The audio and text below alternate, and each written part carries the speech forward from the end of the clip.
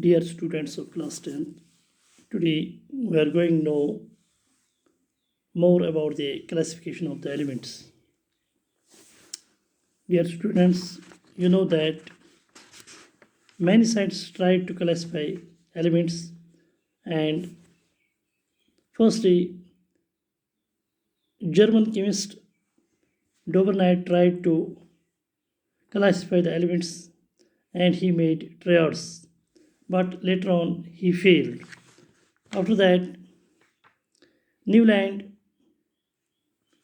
tried to form octaves called Newland's octaves to classify the elements, but there were many limitations and his classification also failed. After that, one more scientist, that is Mendeleev, in 1689 tried to classify the elements, and today we will try to know about the Mendeleev's classification of the elements. The Mendeleev found that there are 63 elements known, and he tried to arrange the elements in the increasing order of their atomic masses.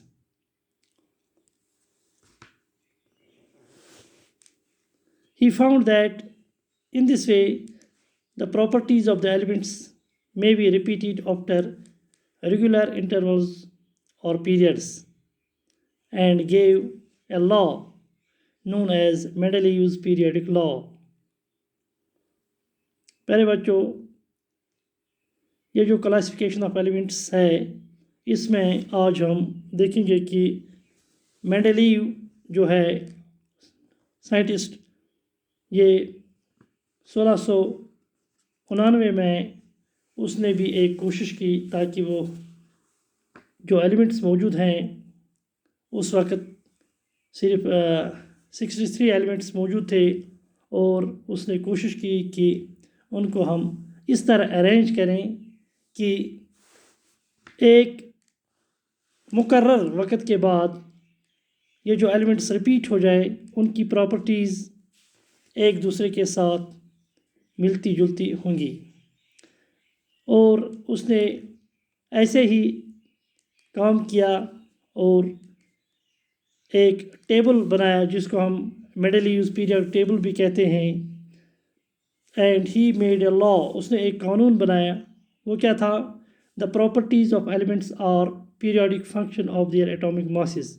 ये जो elements की खासियतें हैं, ये अगर हम देखेंगे तो regular interval के बाद ये एकदम वाज़िया हो जाए, यानी जो एलिमेंट्स एक ही पीरियड में आ जाए या एक ही ग्रुप में आ जाए, उनकी प्रॉपर्टीज़ एक दूसरे के साथ मिलती जुलती होंगी। This periodic table is based on Mendeleev's periodic law. उसने जो टेबल बनाया वो किस बात पर मुनहसर था? जिस कानून पर जिसको हम मेंडेलीव्स पीरियडिक लॉ बोलते हैं। So, various elements have been arranged in order of their increasing atomic masses, such that the elements having similar properties occur in the same vertical column or group. ये जो सेम खासियत वाले elements होंगे, ये एक ही column में या एक ही ग्रुप में आ जाएं। इसके जो एसेंशियल्स और मेन फीचर्स थे मेंडेलीव्स पीरियडिक टेबल के, वो क्या थे? Number 1, the elements were grouped on a more fundamental basis than earlier attempts. ये जो एलिमेंट्स उसने ग्रुप किए, तरतीब दी, और इनकी जो बेस थी वो फंडामेंटल बेस थी as compare to earlier attempts. जो उसके पहले जो अटैम्प्ट्स थे उनमें ऐसी कोई फंडामेंटल बेस दिखाई नहीं देती थी। Number 2, the table is divided vertically into columns called groups. ये जो टेबल उसने बनाया उसमें वर्टिकल कॉलम्स थे जिनको हम ग्रुप्स बोलते हैं।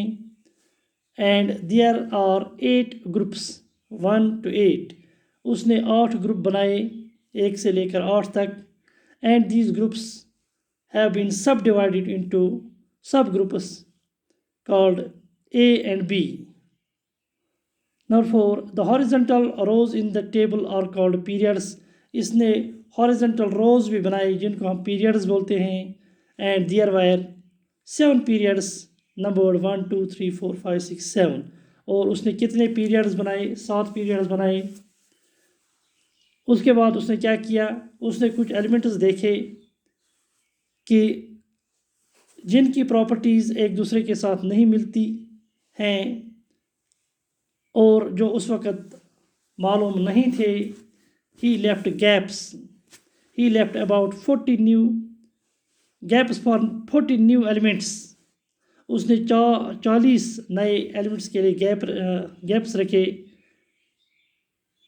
अपने पीरियोडिक टेबल में.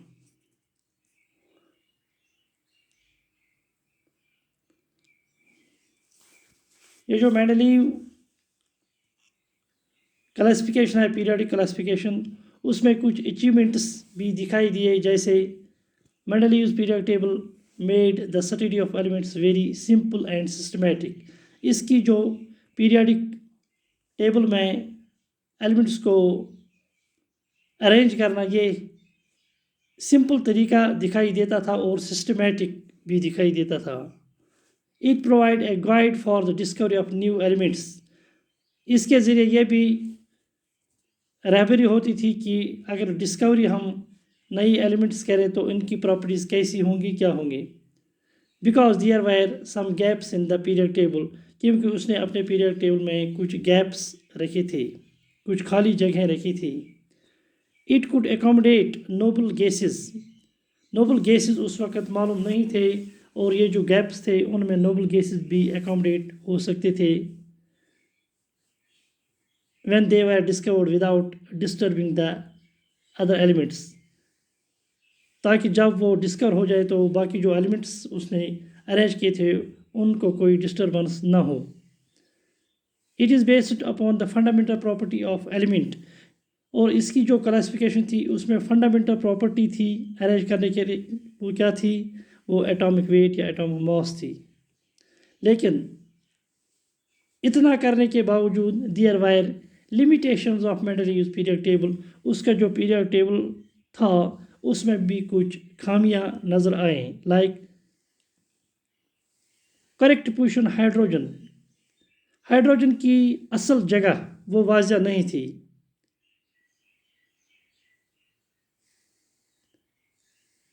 Whether the hydrogen will be with alkali metals और विद द हैलोजन्स. क्या हाइड्रोजन को अल्कली मेटल्स के साथ रखा जाए या हैलोजन्स के साथ, ये वाज़िया नहीं था. इसी तरह position of isotopes could not be explained. जो आइसोटोप्स थे उनकी पोजीशन एक्सप्लेन नहीं हुई. और wrong order of atomic mass of some elements could not be explained. मिसाल के तौर पर there are such pairs in which atomic mass of preceding elements is more than that of the following elements, example cobalt and nickel. Number 4, similar elements like copper, mercury, gold, platinum have been placed in different groups. जो एक ही तरह के elements से वो मुख्तलिफ groups में उसे बांटे. But dissimilar elements have been grouped together. जो एक दूसरे के साथ नहीं मिलते जुलते थे वो एक ही ग्रुप में उसने अरेंज किए. और इसके बाद क्या? Mendeleev could not explain the cause of periodicity among the elements when arranged them in order of their increasing atomic masses. Periodicity जो एलिमेंट्स की थी उसने ये भी वाज़िया नहीं की, इसलिए इसकी जो क्लासिफिकेशन थी वो भी फेल हुई. और उसके बाद there was a modern periodic law. एक मॉडर्न पीरियड लॉ बन गया जो दूसरे एक साइंटिस्ट जिसका नाम है मोस्ले, उसने बनाया. और उसमें क्या हुआ वो हम कल पढ़ने की कोशिश करेंगे. थैंक्स.